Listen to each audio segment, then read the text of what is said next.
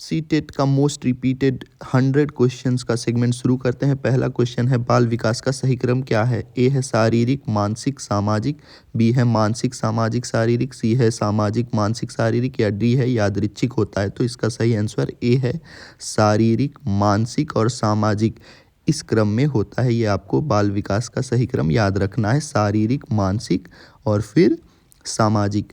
दूसरा क्वेश्चन है, विकास का सिद्धांत सिर से पैर की ओर किसे कहते हैं? ए है सिफलोकॉडल, बी है प्रॉक्सिमोडिस्टल, सी है मैच्यूरेशन, डी है कंडीशनिंग। तो इसका ऑप्शन ए बिल्कुल सही हो जाएगा, सिफलोकॉडल। विकास का सिद्धांत सिर से पैर की ओर सिफलोकॉडल कहलाता है, सिर से पैर की ओर। ये आप ध्यान रखेंगे इसका क्रम। निम्न में से कौन सा विकास पर प्रभाव डालने वाला कारक नहीं है? नहीं है पूछ रहा है, आनुवंशिकता, वातावरण, शिक्षा या भाग्य। तो आप सबको पता है कि कौन सा, भाग्य, यानी कि डी विकास पर प्रभाव डालने वाला कारक नहीं है। डी आपका सही आंसर हो जाएगा। दोस्तों ये आपको ध्यान में रखना है कि पूछ क्या रहा है, कौन सा कारक है या नहीं है। तो इसमें नहीं ये पूछा गया है, तो भाग्य नहीं है। पियाजे के अनुसार 7 से 11 वर्ष की अवस्था कौन सी है? संवेदी गामक, पूर्व संक्रियात्मक, मूर्त संक्रियात्मक या फिर औपचारिक संक्रियात्मक। तो 7 से 11 वर्ष की अवस्था पियाजे के अनुसार कौन सी है? मूर्त संक्रियात्मक अवस्था। आपका ऑप्शन सी बिल्कुल सही आंसर हो जाएगा। आपको पियाजे के सभी अवस्थाओं को याद कर लेना है। क्वेश्चन नंबर 5 है, सीखने की प्रक्रिया में प्रेरणा का क्या कार्य है? सीखने को रोकना, सीखने को दिशा देना, दंड देना या नियंत्रण करना। सीखने की प्रक्रिया में प्रेरणा का क्या अर्थ है? प्रेरणा का अर्थ है कि सीखने को दिशा देना या सीखने को दिशा दिखाना। तो आपका ऑप्शन बी इसमें बिल्कुल सही हो जाएगा। अब हम चलते हैं अपने प्रश्न 6 पर। कोहलबर्ग का सिद्धांत संबंधित है संज्ञानात्मक विकास से, नैतिक विकास से, भावनात्मक विकास से या भाषा विकास से। तो कोहलबर्ग का सिद्धांत किससे संबंधित है? संज्ञानात्मक विकास तो पियाजे का है, नैतिक विकास से इनका जो है कोहलबर्ग जी का संबंधित है, यानी कि ऑप्शन बी बिल्कुल सही हो जाएगा। आपको ये याद रखना है। क्वेश्चन 7 है, निम्न में से कौन सा बाल केंद्रित शिक्षा का उदाहरण है? रटकर पढ़ाना, शिक्षक द्वारा भाषण, गतिविधि आधारित शिक्षण या केवल परीक्षा पर ध्यान। तो आप सबको पता है कि बाल केंद्रित शिक्षा गतिविधि आधारित शिक्षण होता है। इस पर हमने अलग से भी वीडियो बना रखा है। दोस्तों हमने सीटेट पे लगभग 7 से 8 वीडियो बना रखे हैं, वे आप देख लीजिएगा। इसके बाद इसके फोल्डिंग की अवधारणा किसने दी? पियाजे, स्किनर, वाइगॉत्स्की या कोहलबर्ग। तो इसके फोल्डिंग की अवधारणा किसने दी? तो आप सबको पता है कि इसके फोल्डिंग की अवधारणा मिस्टर वाइगॉत्स्की जी ने दी। तो ये आपका ऑप्शन सी जो होगा ये बिल्कुल सही हो जाएगा। इसके फोल्डिंग दोस्तों पाड़ देना हिंदी में बोलते हैं। सीखने का व्यवहारवादी सिद्धांत किस पर आधारित है? बताइए कि सीखने का व्यवहारवादी सिद्धांत किस पर आधारित है? अंतर्दृष्टि, प्रबलन, परिपक्वता या फिर चिंतन। तो आपका इसमें कौन सा सही हो जाएगा? ऑप्शन बी प्रबलन। सीखने का व्यवहारवादी सिद्धांत प्रबलन पर आधारित है। दोस्तों अब हम चलेंगे क्वेश्चन नंबर 10 पर। निम्न में से कौन सा समावेशी शिक्षा का उद्देश्य है? अलग कक्षा बनाना, विशेष बच्चों को अलग रखना, सभी बच्चों को समान अवसर देना, केवल सामान्य बच्चों को पढ़ाना। तो समावेशी में दोस्तों सबको मिलाकर पढ़ाया जाता है, तो सभी बच्चों को समान अवसर देना, यानी कि ऑप्शन सी आपका बिल्कुल करेक्ट आंसर हो जाएगा। अब हम चलते हैं अपने 11वें क्वेश्चन पर। अधिगम का स्थानांतरण, ट्रांसफ़र ऑफ लर्निंग का अर्थ है भूल जाना, एक विषय का ज्ञान दूसरे में प्रयोग करना, केवल याद करना, अभ्यास छोड़ देना। तो दोस्तों ट्रांसफ़र ऑफ लर्निंग का ऑप्शन बी सही हो जाएगा। एक विषय का ज्ञान दूसरे में प्रयोग करना ही अधिगम का स्थानांतरण कहलाता है। ठीक है, अब हम चलेंगे 12वें क्वेश्चन पर। बहु बुद्धि सिद्धांत किसने दिया? पियाजे, गार्डनर, थॉर्नडाइक या फिर स्किनर। तो बहुबुद्धि सिद्धांत किसने दिया था? बहुबुद्धि का सिद्धांत आपका जो दिया था वो जो हो जाएगा आपका ऑप्शन बी, गार्डनर जी ने बहुबुद्धि का सिद्धांत दिया था। दोस्तों ये सिद्धांत कौन से किसने दिए हैं, ये भी बहुत महत्वपूर्ण है। 13 आपका क्वेश्चन है, ट्रायल एंड एरर सिद्धांत किसका है? पावलोव, स्किनर, थॉर्नडाइक या फिर बंडूरा? तो ट्रायल एंड एरर सिद्धांत किसका है बताइए। ये आपका ऑप्शन सी थॉर्नडाइक यहाँ पर सही हो जाएगा। ट्रायल एंड एरर सिद्धांत थॉर्नडाइक जी ने दिया था, तो आपको ये भी याद रखना है। बालकों में सामाजिक विकास का सबसे प्रमुख माध्यम है पुस्तक, विद्यालय, खेल या फिर परीक्षा? तो बालकों की बात कर रहा है दोस्तों, तो आपका खेल जो हो जाएगा ऑप्शन सी यहाँ पर सबसे महत्वपूर्ण हो जाएगा।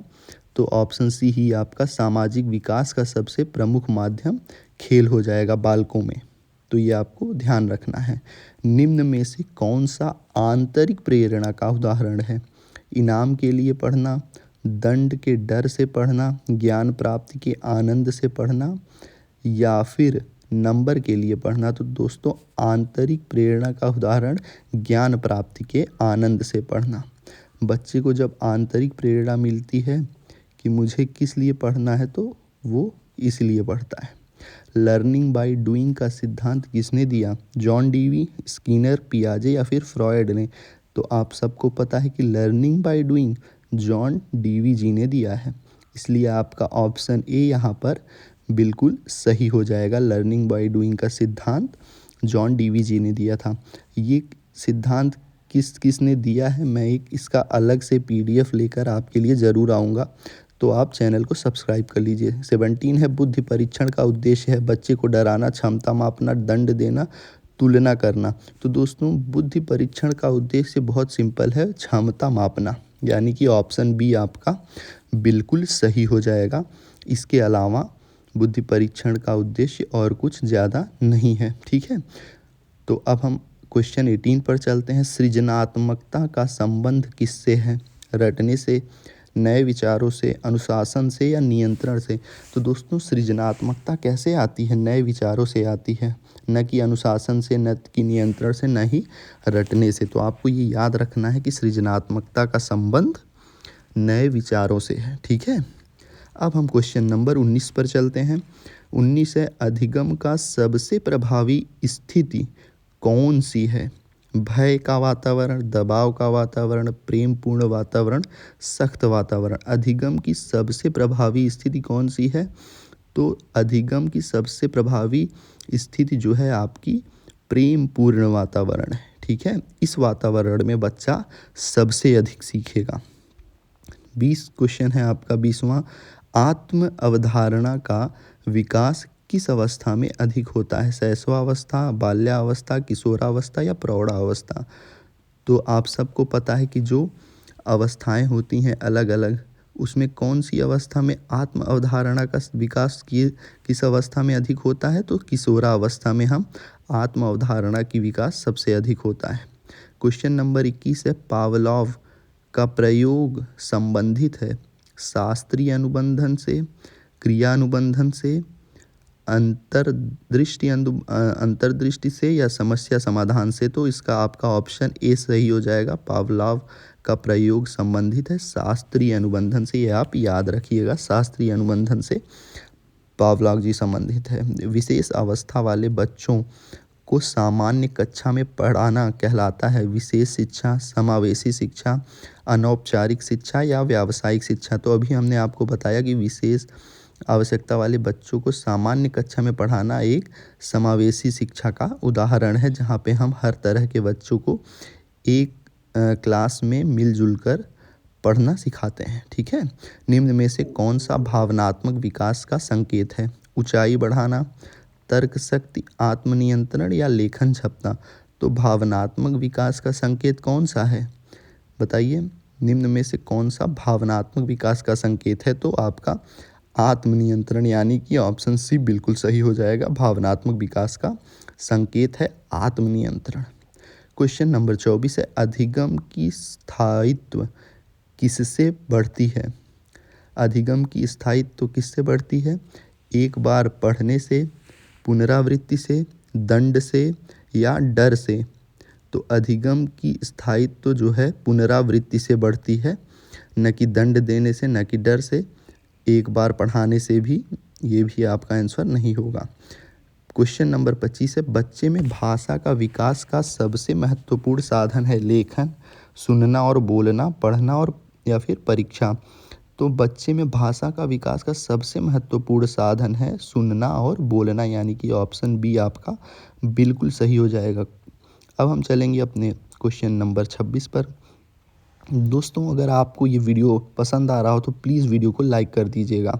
26 से बंडूरा का सिद्धांत किस पर आधारित है? अनुबंधन, अवलोकन, अधिगम, परिपक्वता या अंतर्दृष्टि। तो दोस्तों, बंडूरा का सिद्धांत किस पर आधारित है? बंडूरा का सिद्धांत आपका अवलोकन अधिगम, यानी कि ऑप्शन बी बिल्कुल सही हो जाएगा। बंडूरा का सिद्धांत अवलोकन अधिगम पर आधारित है। सीखने में त्रुटियां बताती हैं असफलता, सीखने की प्रक्रिया, दंड की आवश्यकता, आलस्य। दोस्तों, सीखने में त्रुटियां बताती हैं कि सीखने की प्रक्रिया, यही आपका ऑप्शन सही हो जाएगा। जब बच्चा त्रुटि करेगा, त्रुटि करके ही तो सीखेगा। तो आपका सीखने की प्रक्रिया, त्रुटियां सीखने में, त्रुटियां सीखने की प्रक्रिया है। आपका 28 क्वेश्चन हो जाएगा, शिक्षक की भूमिका बाल केंद्रित कक्षा में होती है, नियंत्रक, दंडदाता, मार्गदर्शक या वक्ता। तो हम सब ने ये पढ़ा है कि शिक्षक की भूमिका बाल केंद्रित कक्षा में मार्गदर्शक के रूप में होती है। दोस्तों, इसका भी हमने अलग से क्लास लिया है, अगर आप चाहें तो हमारे वीडियो सेक्शन में जाके इस वीडियो के बाद आप देख सकते हैं। संज्ञानात्मक विकास का संबंध है शरीर से, सोचने से, भावनाओं से या आदतों से। तो संज्ञानात्मक विकास का सिद्धांत किसने दिया था? पहले आप सबको पता है कि जीन पियाजे जी ने संज्ञानात्मक यानी कि कॉग्निटिव डेवलपमेंट का सिद्धांत दिया था, और ये सिद्धांत का संबंध है सोचने से। संज्ञानात्मक विकास का संबंध जो है दोस्तों, वो सोचने से है, तो ये आप ध्यान रखिएगा। अधिगम को प्रभावी बनाने के लिए शिक्षक को क्या करना चाहिए? केवल व्याख्यान, डर का प्रयोग, रुचि के अनुसार पढ़ाना, केवल पाठ्य पुस्तक। तो आप सबको पता है कि शिक्षक को रुचि के अनुसार पढ़ाना चाहिए, यानी कि ऑप्शन सी जो हो जाएगा यहाँ पर आपका करेक्ट आंसर सी हो जाएगा। ठीक है, तो अधिगम को प्रभावित बनाने के लिए शिक्षक को रुचि के अनुसार पढ़ाना चाहिए। आपका 31वां प्रश्न है, विकास और अधिगम में मुख्य अंतर क्या है? विकास जन्मजात है, अधिगम अर्जित है। दोनों समान हैं, अधिगम जैविक है, विकास केवल स्कूल में होता है। तो विकास और अधिगम में मुख्य अंतर है दोस्तों, विकास जो होता है वो जन्मजात है और अधिगम क्या है? अर्जित है। धीरे धीरे हम लर्निंग करते हैं तो वो अर्जित हो जाता है। क्वेश्चन नंबर 32 है, बच्चे का विकास किस गति से होता है? सभी में समान, अनियमित, व्यक्तिगत भिन्नता के साथ, केवल तेज। तो दोस्तों, जो बच्चे का विकास होता है दोस्तों, व्यक्तिगत भिन्नता के साथ होता है। ठीक है, तो आप याद रखिएगा कि बच्चे का विकास की गति व्यक्तिगत भिन्नता के साथ साथ होती है। नेक्स्ट क्वेश्चन है आपका 33, परिपक्वता का संबंध किससे है? अभ्यास, प्रशिक्षण, जैविक विकास या फिर प्रेरणा। परिपक्वता का संबंध किससे है? तो परिपक्वता किससे आती है? परिपक्वता आपकी किससे आती है? आपको याद रखना है कि जैविक विकास से आती है, यानी कि ऑप्शन सी आपका बिल्कुल करेक्ट आंसर हो जाएगा। परिपक्वता का संबंध जैविक विकास से है। 34वां है, वाइगोत्स्की के अनुसार सीखने का सर्वश्रेष्ठ माध्यम है अकेला अध्ययन, सामाजिक अंतःक्रिया, रटंत्र प्रणाली या दंड। तो आप सबको पता है कि वाइगोत्स्की के अनुसार सीखने का सर्वश्रेष्ठ माध्यम सामाजिक अंतःक्रिया है, यानी कि ऑप्शन बी आपका बिल्कुल सही हो जाएगा। वाइगोत्स्की के अनुसार सामाजिक अंतःक्रिया के माध्यम से सीखना सर्वश्रेष्ठ माध्यम है। ZPD यानी कि जोन ऑफ प्रॉक्सिमल डेवलपमेंट का अर्थ है जो बच्चा अकेले कर सकता है, जो बच्चा कभी नहीं कर सकता है, जो बच्चा सहायता से कर सकता है, जो बच्चा भूल चुका है। तो यानी कि सी आपका बिल्कुल सही हो जाएगा, जो बच्चा सहायता से कर सकता है, जिसे कि हम पाड़ कहते हैं। ZPD zone of proximal development का अर्थ यही होता है। क्वेश्चन नंबर 36 है, निम्न में से कौन सा अधिगम का नियम नहीं है? तत्परता का नियम, अभ्यास का नियम, प्रभाव का नियम, दंड का नियम।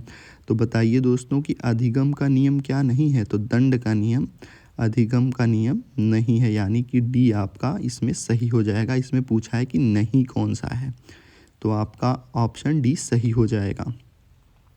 बुद्धि का सबसे उपयुक्त मापन है परीक्षा, अवलोकन, बुद्धि परीक्षण या फिर साक्षात्कार। तो बुद्धि का सबसे उपयुक्त मापन यहाँ पे बोल रहा है दोस्तों, तो इसमें आपका कौन सा सही हो जाएगा? इसमें आपका बुद्धि परीक्षण बिल्कुल सही ऑप्शन हो जाएगा, क्योंकि बुद्धि का सबसे उपयुक्त मापन बुद्धि परीक्षण होता है। ठीक है। बहुबुद्धि सिद्धांत के अनुसार कितनी बुद्धियाँ होती हैं? 5, 7, 8 या 10? बहुबुद्धि सिद्धांत के अनुसार दोस्तों 8 बुद्धियाँ होती हैं, ये आपको याद रखने हैं। दोस्तों हमने एक अलग से वीडियो बनाया है जिसमें आपको ये बताया है कि किस तरीके से आपको सीटेट के क्वेश्चन करने हैं, कौन से निगेटिव इसके कीवर्ड होते हैं, कौन से पॉजिटिव कीवर्ड होते हैं। ठीक है। 39वां है, निम्न में से कौन सी गार्डनर की बुद्धि नहीं है? भाषाई, तार्किक, आध्यात्मिक या शारीरिक? तो गार्डनर की बुद्धि नहीं है, कौन सी गार्डनर की बुद्धि नहीं है?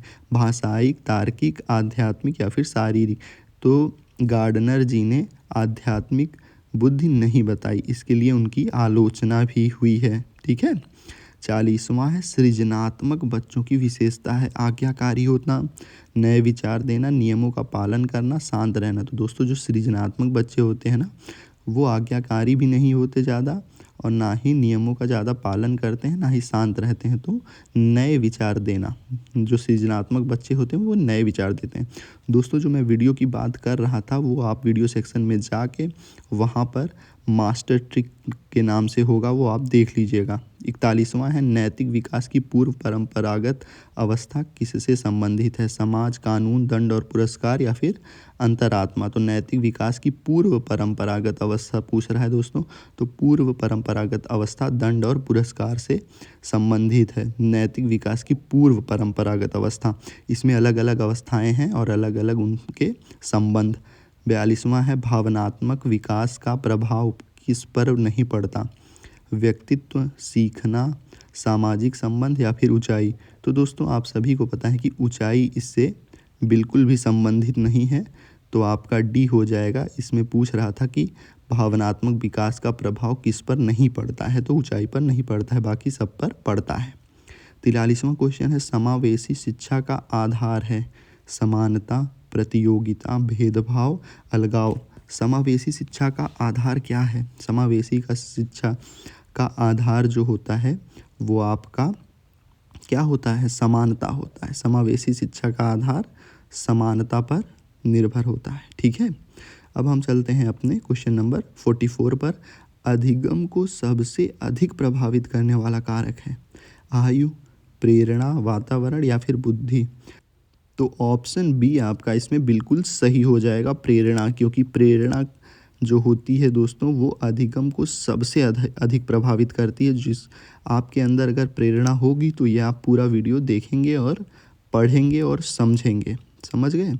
तो 45 है, निम्न में से कौन सा रचनावादी शिक्षण का उदाहरण है?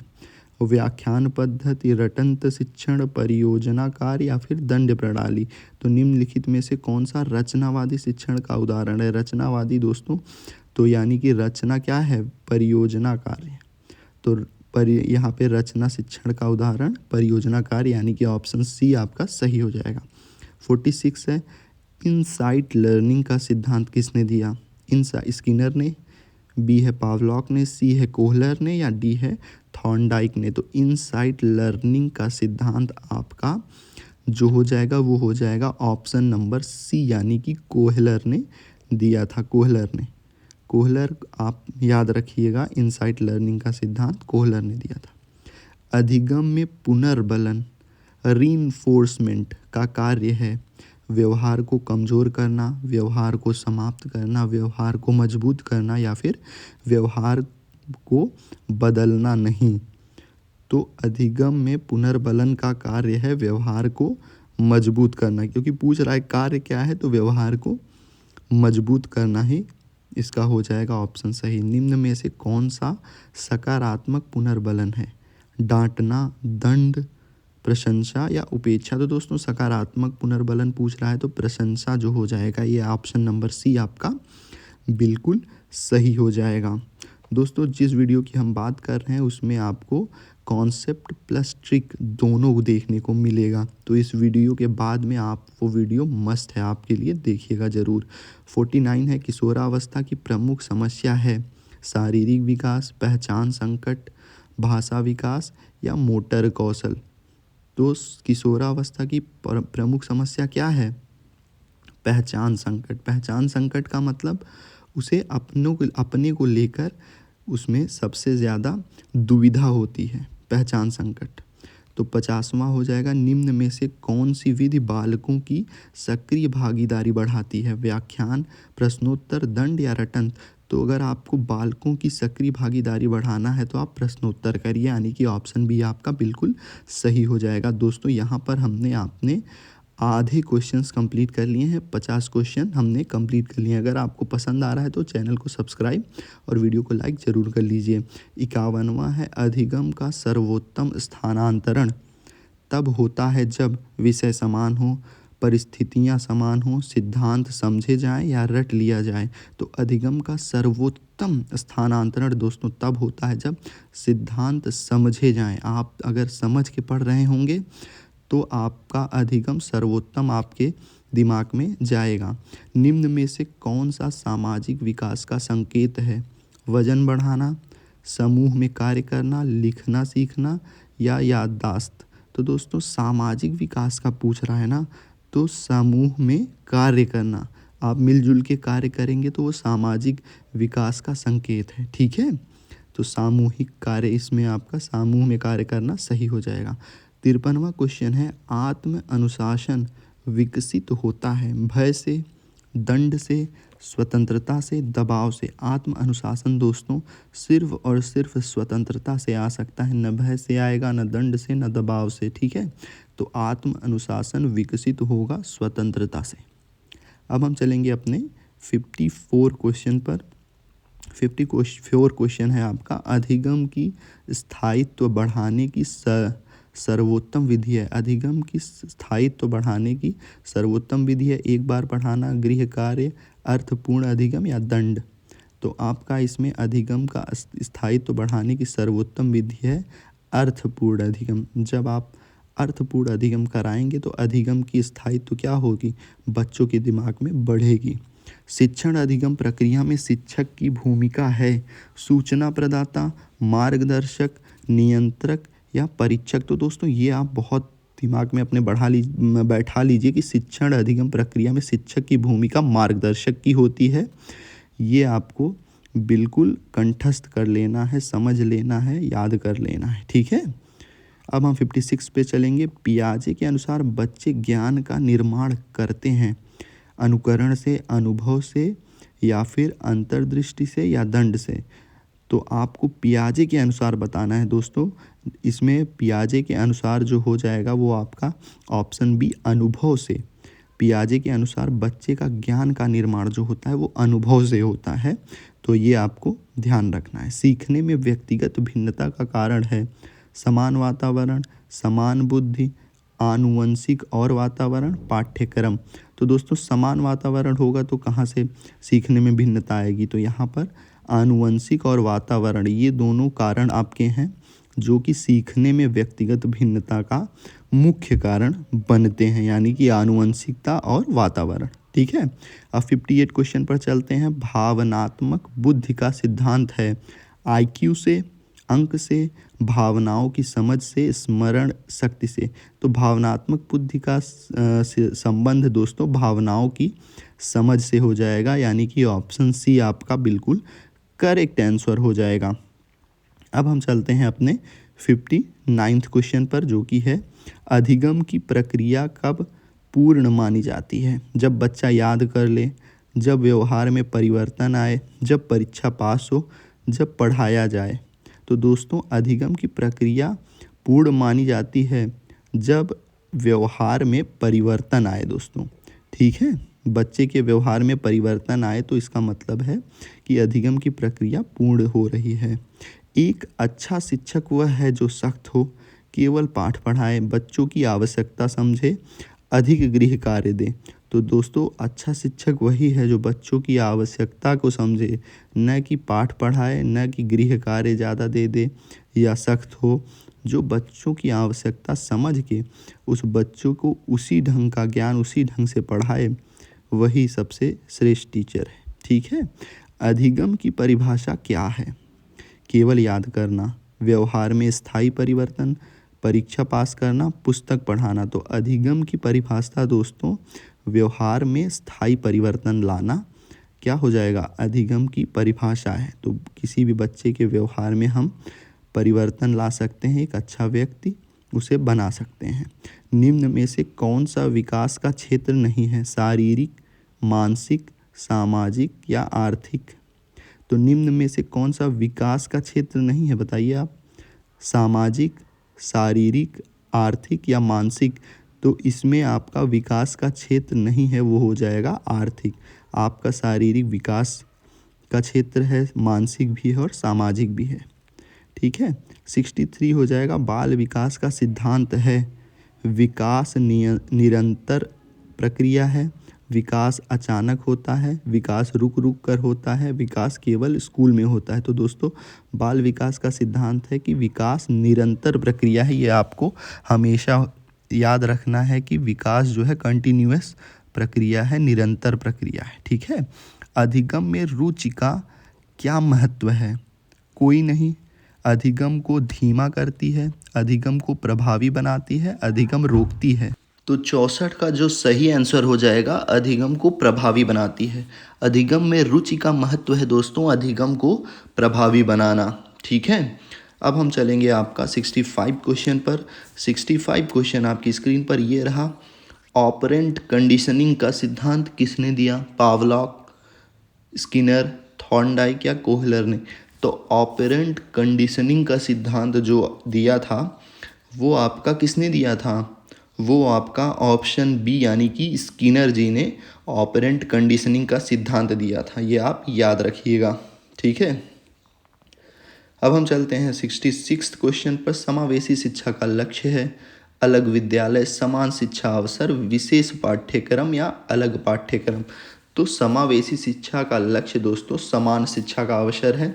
समावेशी शिक्षा यानी कि इंक्लूसिव एजुकेशन, ये आपका बहुत ही महत्वपूर्ण चैप्टर भी है, इसको हमने कवर भी किया है। तो हम आपसे फिर से रिक्वेस्ट करते हैं कि इस वीडियो के बाद 6, 7, 8 जो भी वीडियोस हमने अभी बना रखे हैं वो छोटे वीडियोस हैं, उन्हें ज़रूर देखिएगा। निम्न में से कौन सा बाल मनोविज्ञान का विषय नहीं है? विकास, अधिगम, प्रेरणा या प्रशासन? तो बाल मनोविज्ञान का विषय नहीं है, तो आप सभी को पता है प्रशासन जो है यानी कि ऑप्शन डी बिल्कुल सही हो जाएगा, क्योंकि पूछ रहा है विषय नहीं है बाल मनोविज्ञान का। तो प्रशासन जो है दोस्तों बाल मनोविज्ञान का विषय नहीं है।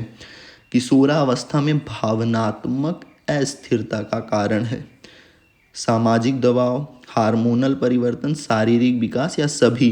तो दोस्तों किशोरावस्था में भावनात्मक अस्थिरता का कारण इसमें सभी हो जाएगा। सामाजिक दबाव, हार्मोनल परिवर्तन, शारीरिक विकास, ये सब जो है दोस्तों किशोरावस्था में ही होता है। तो इसका आंसर जो है डी बिल्कुल सही हो जाएगा। अधिगम अनुभवों का संगठन का अर्थ है याद करना, रटना, क्रमबद्ध शिक्षण या फिर परीक्षा।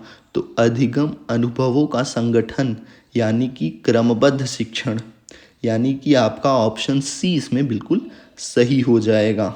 ठीक है। अब हम चलते हैं अपने 70 क्वेश्चन पर। 17वां क्वेश्चन ये रहा। रचनावादी सिद्धांत के अनुसार शिक्षक होता है ज्ञानदाता, सुविधा प्रदाता, नियंत्रक या निर्णायक? तो रचनावादी सिद्धांत के अनुसार शिक्षक होता है, रचनावादी के अनुसार पूछ रहा है, तो यहाँ पर सुविधा प्रदाता हो जाएगा। ऑप्शन बी आपका बिल्कुल करेक्ट आंसर हो जाएगा। ठीक है। अब हम चलते हैं अपने 71 क्वेश्चन पर। निम्न में से कौन सा अधिगम का परिणाम है? परिपक्वता, थकान, व्यवहार, परिवर्तन या फिर बुद्धि? तो निम्न में से कौन सा अधिगम का परिणाम है? तो आप सबको पता है कि परिपक्वता नहीं, यहाँ पे ऑप्शन सी आपका व्यवहार परिवर्तन बिल्कुल सही हो जाएगा, यानी कि आप जब अधिगम का परिणाम है कि आपके व्यवहार में परिवर्तन आता है। 72 आपका है बुद्धि के दो कारक सिद्धांत किसने दिया है? बुद्धि के दो कारक सिद्धांत किसने दिया? गार्डनर, स्पीयरमैन, थॉर्नडाइक या फिर बीने ने? तो बुद्धि के द्विकारक सिद्धांत जो आपका दिया था वो स्पीयरमैन, यानी कि ऑप्शन बी आपका करेक्ट हो जाएगा 72 का। बुद्धि के द्विकारक यानी दो कारक सिद्धांत स्पीयरमैन ने दिया। सामाजिक अधिगम सिद्धांत किसने दिया? स्किनर, बंडूरा, पावलॉव या फिर कोहलर ने? तो सामाजिक अधिगम का सिद्धांत जो आपका दिया था वो आपका कौन सा हो जाएगा? ऑप्शन यहाँ पर आपका बी जो है बंड्यूरा बिल्कुल सही हो जाएगा, सामाजिक अधिगम का सिद्धांत दिया। अब हम चलते हैं अपने नेक्स्ट क्वेश्चन यानी कि 74th पर। बालकों में आत्मसम्मान का विकास होता है तुलना से, प्रशंसा से, असफलता से या भय से? तो बालकों में आत्मसम्मान का विकास प्रशंसा से ही हो सकता है, न कि तुलना से, न ही असफलता से, न ही भय से। तो आपका ऑप्शन बी प्रशंसा से बिल्कुल करेक्ट हो जाएगा। ठीक है, अब हम चलते हैं आपका 75th क्वेश्चन पर। अधिगम में अभ्यास का नियम बताता है जितना अभ्यास उतना अधिगम, जितना दंड उतना अधिगम, जितना डर उतना अधिगम, जितना दबाव उतना अधिगम। तो जितना अभ्यास होगा दोस्तों उतना ही आपका अधिगम परिपक्व होगा, प्रगाढ़ होगा। ठीक है, अब हम चलेंगे अपने 76th क्वेश्चन पर, जो कि आपकी स्क्रीन पर ये रहा। निम्न में से कौन सा अधिगम का प्रकार नहीं है? शास्त्रीय अनुबंधन, क्रिया अनुबंधन, अंतर्दृष्टि अधिगम या जैविक अधिगम? तो निम्न में से कौन सा अधिगम का प्रकार नहीं है पूछ रहा है। ठीक है, तो आपका जो है इसमें जैविक अधिगम जो हो जाएगा। निम्न में से कौन सा अधिगम का प्रकार नहीं है? तो जैविक अधिगम जो है वो अधिगम का प्रकार नहीं है। नेक्स्ट क्वेश्चन 77 है। अधिगम में भूलों की भूमिका है नकारात्मक, व्यर्थ, शिक्षणात्मक या अनुपयोगी? तो अधिगम में भूलों की भूमिका है दोस्तों शिक्षणात्मक होगा, न कि आपका नकारात्मक, न ही व्यर्थ, न ही अनुपयोगी। तो अधिगम में भूलों की भूमिका शिक्षणात्मक है, यानी कि भूल चूक माफ है। ठीक है, तो बाल्यावस्था में प्रमुख विकास होता है सामाजिक, संज्ञानात्मक, भावनात्मक या सभी? तो आप सबको पता है कि बाल्यावस्था में प्रमुख विकास सामाजिक, संज्ञानात्मक, भावनात्मक सभी प्रकार से होता है। ठीक है, तो आपका ऑप्शन डी यहाँ पर बिल्कुल बिल्कुल ही करेक्ट आंसर हो जाएगा। ठीक है, अब हम चलेंगे अपने 79th क्वेश्चन पर। शिक्षक को विविधता का सम्मान क्यों करना चाहिए? कानून के कारण, परीक्षा के कारण, समावेशी शिक्षा के कारण या प्रतियोगिता के कारण? तो आप सबको पता है कि शिक्षक को विविधता का सम्मान समावेशी शिक्षा के कारण करना चाहिए। तो दोस्तों आप इंक्लूसिव एजुकेशन का महत्व इसी से समझिए कि इस तरीके के क्वेश्चन बार बार रिपीट करते हैं क्वेश्चंस। ठीक है, 80 है आपका। अधिगम को रोचक बनाने का सर्वोत्तम तरीका है व्याख्यान, गतिविधि आधारित शिक्षण, नोट्स, गृह कार्य? तो अधिगम को अगर आपको रोचक बनाना है दोस्तों तो आपको गतिविधि आधारित शिक्षण रखना होगा। ये नहीं कि एक ही टॉपिक चलता जा रहा है वही टॉपिक, आपको गतिविधि आधारित पढ़ाई को रखना होगा। ठीक है, किशोरावस्था को स्टोर्म एंड स्ट्रेस किसने कहा? फ्रायड, हॉल, पियाजे या कोहलर ने? तो दोस्तों किशोरावस्था को स्टॉर्म एंड स्ट्रेस ये इस प्रकार से हॉल ने कहा था, यानी कि ऑप्शन बी आपका बिल्कुल करेक्ट हो जाएगा। ध्यान रखिएगा किशोरावस्था को स्टॉर्म एंड स्ट्रेस किसने कहा? तो हॉल जी ने। ठीक है, आपका 82 क्वेश्चन है। अधिगम का उद्देश्य है केवल ज्ञान, केवल अंक, समग्र विकास या परीक्षा? तो दोस्तों अधिगम का उद्देश्य समग्र विकास है। केवल ज्ञान, केवल अंक इस तरीके के निगेटिव वर्ड्स हैं। हमने दोस्तों जो हम आपको ट्रिक वाली वीडियो के बारे में बता रहे हैं तो उसमें यही सब हमने आपको बताया है कि आप किस तरीके से एलिमिनेट कर लेंगे।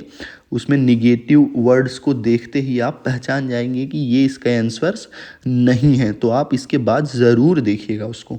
83 क्वेश्चन है। बच्चे की रचनात्मकता बढ़ाने के लिए शिक्षक को चाहिए स्वतंत्रता देना, नियंत्रण रखना, दंड देना, दबाव डालना। दोस्तों बच्चे की रचनात्मकता को बढ़ावा देने के लिए आप उसको स्वतंत्रता दीजिए, बच्चे में रचनात्मकता आ जाएगी। आप नियंत्रण रखेंगे तो बच्चा क्या सीखेगा, ठीक है। विकास की दिशा होती है सिर से पैर, केंद्र से बाहरी, दोनों या कोई नहीं। तो दोस्तों विकास की दिशा जो होती है ना, वो सिर से पैर और केंद्र से बाहरी, यानी कि दोनों तरह से होती है, ठीक है। आपको ऑप्शन सी यहाँ पर करेक्ट हो जाएगा, ये आप ध्यान रखिएगा, ठीक है। अब हम चलते हैं आपका 85वां क्वेश्चन पर। अधिगम में ध्यान का महत्व है क्योंकि समय बचता है, स्मृति बढ़ती है, अधिगम गहरा होता है, डर कम होता है। तो अधिगम में ध्यान का महत्व है दोस्तों, अधिगम गहरा होता है, ठीक है। अगर आप अधिगम ध्यान से करेंगे तो क्यों महत्वपूर्ण है, क्योंकि अधिगम और गहरा होगा और आपको समझ आएगी चीज़ें और लॉन्ग टर्म के लिए वो हो जाएंगी। शिक्षक का व्यवहार बच्चों को प्रभावित करता है क्योंकि शिक्षक शक्तिशाली है, शिक्षक मॉडल होता है, शिक्षक परीक्षक है, शिक्षक प्रशासक है। तो दोस्तों बच्चे उससे प्रभावित होते हैं क्योंकि शिक्षक को मॉडल की तरह देखते हैं, एक रोल मॉडल की तरह वे देखते हैं, इसीलिए शिक्षक जो होता है वो बच्चों को क्या करते हैं, प्रभावित करते हैं। अधिगम में भाषा की भूमिका है गौण, माध्यम, बाधा, अनावश्यक। तो अधिगम में दोस्तों भाषा कैसी है, भाषा की भूमिका जो है यहाँ पर बहुत ही महत्वपूर्ण है और ये आपका माध्यम यानी कि मीडियम बन जाती है अधिगम देने के लिए, ठीक है। कभी कभी आप अगर ना समझ पाए हिंदी में तो आप जो क्वेश्चन इंग्लिश में दिए रहे वो आप पढ़ लीजिएगा। बाल अधिकारों का मुख्य उद्देश्य है नियंत्रण, संरक्षण, दंड या प्रतियोगिता। तो बाल अधिकारों का मुख्य उद्देश्य क्या है, आपका संरक्षण देना, ठीक है। बाल अधिकारों का मुख्य उद्देश्य संरक्षण देना है। दोस्तों अभी आपके 12 क्वेश्चन बचे हैं। यहाँ तक अगर आपने वीडियो देखा है तो एक छोटी सी बात आप समझ जाइए, हमने अपने चैनल पर अभी EMRS और KVS के कंप्यूटर साइंस के पोर्शन की तैयारी कराई थी, जिसमें बच्चों ने बहुत ही अच्छा अपना प्रदर्शन किया। अगर दोस्तों आपको हमारा चैनल थोड़ा सा भी आपको सही लग रहा है तो प्लीज़ चैनल को सब्सक्राइब कर लीजिए, क्योंकि ये अभी अर्ली स्टेज में है और आपसे जुड़कर ही ये बड़ा बनेगा। हमारा एम है अभी 1000 सब्सक्राइबर्स पाना, तो प्लीज़ हमारे चैनल को सब्सक्राइब कर लीजिए। 89वां क्वेश्चन है, आत्म के प्रेरणा का अर्थ है दूसरों से प्रेरणा, दंड से प्रेरणा, स्वयं से प्रेरणा या इनाम से प्रेरणा। तो आप सबको पता है कि आत्म प्रेरणा का अर्थ है स्वयं से प्रेरणा, ठीक है। आपका 89वां का सी बिल्कुल करेक्ट आंसर हो जाएगा। अब हम चलेंगे अपने 90 क्वेश्चन पर। प्रभावी अधिगम का परिणाम होता है केवल स्मरण, केवल अंक, व्यवहार परिवर्तन या परीक्षा। तो प्रभावी अधिगम का परिणाम होता है व्यवहार परिवर्तन। ये आपका 2-3 तरह से ये क्वेश्चन आ गया है इसमें, तो आप इसको ध्यान रखिएगा, इसको भूलिएगा नहीं, क्योंकि जो क्वेश्चन बनते हैं उसमें कई ऑप्शन होते हैं और बाद में आपको पूछ लेता है कि इसमें से कौन सा गलत है, इस तरीके से भी पूछता है। 91 है, अधिगम और परिपक्वता में मुख्य अंतर है। अधिगम अभ्यास से होता है, परिपक्वता जैविक होती है, दोनों समान हैं। परिपक्वता वातावरण से होती है, अधिगम जन्मजात होता है। तो ये क्वेश्चन हमने आपको बता रखा है कि अधिगम अभ्यास से होता है, परिपक्वता जैविक होती है, ठीक है। तो आप नेक्स्ट क्वेश्चन देखिए कि 92 है, बाल विकास का सर्वाधिक तीव्र चरण कौन सा है, किशोरावस्था, बाल्यावस्था, शैशवावस्था, प्रौढ़ावस्था। दोस्तों ये आपको चारों अवस्था बहुत ही ध्यानपूर्वक पढ़ लेने हैं। हमने वीडियो में कुछ कराए भी हैं और कुछ नेक्स्ट कराने भी वाले हैं, तो आप ध्यान रखिए कि बाल अवस्था का सर्वाधिक तीव्र जो चरण है वो शैशवावस्था है। बालक सबसे तेज विकास उसी में करता है जब बच्चा रहता है, ठीक है। निम्न में से कौन सा प्रेरणा का स्रोत आंतरिक है, पुरस्कार, दंड, प्रशंसा, जिज्ञासा। तो आप सबको पता है कि आंतरिक जो यहाँ पे पूछा है कि प्रेरणा का स्रोत है वो आपका जिज्ञासा के माध्यम से हो जाएगा, क्योंकि जब आप आंतरिक प्रेरणा पाते हैं तो वो किसी चीज़ को पाने की आपकी जिज्ञासा, आपका जो कर्मठता होती है वही आपका काम में आती है, ठीक है। सीखने की प्रक्रिया में फीडबैक का महत्व है, क्योंकि डर पैदा करता है, गलतियां बढ़ाता है, सुधार का अवसर देता है, अधिगम रोकता है। तो दोस्तों फीडबैक सुधार का अवसर देता है, यानी कि ऑप्शन सी आपका बिल्कुल सही हो जाएगा। तो सीखने की प्रक्रिया में फीडबैक का महत्व है, सुधार का अवसर देता है। ठीक है, अब हम चलते हैं 95th क्वेश्चन पर। पियाजे के अनुसार संज्ञानात्मक विकास में असंतुलन यानी कि डिसइक्विलिब्रियम से सीखना रुकता है, नया अधिगम होता है, स्मृति कम होती है, विकास समाप्त होता है। तो पियाजे के अनुसार संज्ञानात्मक विकास में असंतुलन से दोस्तों नया अधिगम होता है। ठीक है, जब असंतुलन होता है, डिसइक्विलिब्रियम होता है, तो नया अधिगम आपको देखने को मिलता है। समावेशी कक्षा में शिक्षक को चाहिए सभी को समान तरीके से पढ़ाना, व्यक्तिगत भिन्नताओं को नज़रअंदाज करना, विविध शिक्षण रणनीतियाँ अपनाना, केवल पाठ्य पुस्तक पर निर्भर रहना। तो इसमें जो आपका सबसे सही आंसर हो जाएगा वो विविध शिक्षण रणनीतियाँ अपनाना, क्योंकि समावेशी कक्षा है, हर तरह के बच्चे हैं, हर तरह के बालक हैं। ठीक है, नेक्स्ट क्वेश्चन है आपका 97th। बालकों में नैतिक मूल्यों का विकास सर्वाधिक किससे होता है? उपदेश से, दंड से, आदर्श व्यवहार से, परीक्षा से। तो आपका आदर्श व्यवहार करने से बालकों में नैतिक मूल्यों का विकास सर्वाधिक देखने को मिलता है। ठीक है, अब हम चलेंगे अपने 98th क्वेश्चन पर, जो कि आपकी स्क्रीन पर ये रहा। सीखने में प्रेरणा की अनुपस्थिति है से सीखने में प्रेरणा की अनुपस्थिति से अधिगम तेज होता है, अधिगम बाधित होता है, स्मृति बढ़ती है, रुचि बढ़ती है। तो सीखने में प्रेरणा की अनुपस्थिति हो जाएगी दोस्तों, तो अधिगम बाधित हो जाएगा। ठीक है, प्रेरणा जितना रहेगी अधिगम तेज उतनी ही रहेगी, जितनी ही प्रेरणा की अनुपस्थिति रहेगी अधिगम बाधित होगा। एक अच्छे शिक्षण वातावरण की विशेषता है भय और दंड, प्रतिस्पर्धा, सहयोग और विश्वास, कठोर अनुशासन।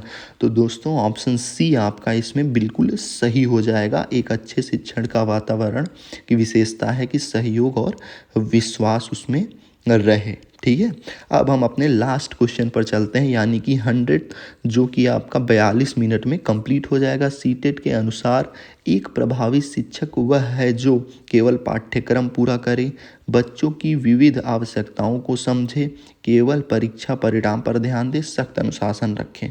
तो दोस्तों सीटेट के अनुसार प्रभावी शिक्षक वो है जो बच्चों की विविध आवश्यकताओं को समझे। ठीक है, आपके 100 क्वेश्चन कंप्लीट होते हैं। दोस्तों हम इस चैनल पर सीटेट के प्रीवियस ईयर के क्वेश्चन भी करा रहे हैं, साथ ही साथ आपके टॉपिक वाइज सिलेबस को भी कंप्लीट कर रहे हैं। अगर आप चाहते हैं कि सीटेट में आपका प्रदर्शन श्रेष्ठ हो, तो आप श्रेष्ठ टीचर्स को सब्सक्राइब करके हमसे जुड़ जाइए। हम आपको वीडियो भी डिस्क्रिप्शन में दे देंगे, जो आपको मस्ट वॉच वीडियो है, आपको देखना है तो उसका लिंक भी दे देंगे। वीडियो देखने के लिए आप सभी का धन्यवाद।